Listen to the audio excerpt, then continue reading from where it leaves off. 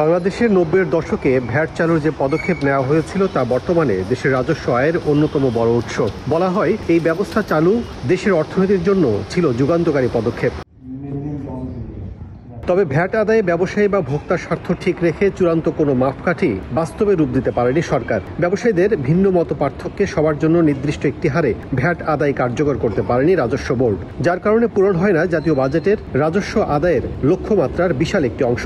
বাংলাদেশের অভ্যন্তরীণ উন্নয়নে রাজস্ব আয়ে পিছিয়ে পড়ার পর্যবেক্ষণ দিয়েছে দাতা সংস্থা IMFও।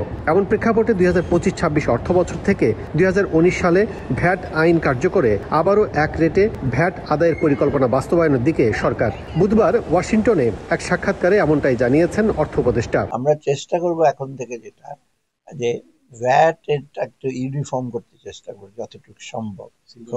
সিঙ্গেল ভ্যাট ওরা বলছে। তবে একক হারে ভ্যাট আদায় চ্যালেঞ্জিং জানিয়ে বিশ্ব ব্যাংকের বাংলাদেশ অফিসে এনবিআর চেয়ারম্যান বলেন, কেবল এক রেট বাস্তবায়ন করা গেলে ভ্যাট হার কমানোর কথা ভাবতে পারে এনবিআর। আলটিমেটলি আমাদের গোল হচ্ছে যে ভ্যাট একটা সিঙ্গেল রেট হবে, এবং আমরা যদি আমাদের ট্রানজাকশন গুলোকে ডিজিটালাইজ করে ফেলতে পারি এবং সব ট্রানজাকশন গুলো যদি প্রপারলি রেকর্ড হয়, তাহলে সিঙ্গেল রেটে ভ্যাট দেওয়া এবং ভ্যাটের ক্রেডিট নেওয়া ব্যবসায়ীদের জন্য সহজ হবে।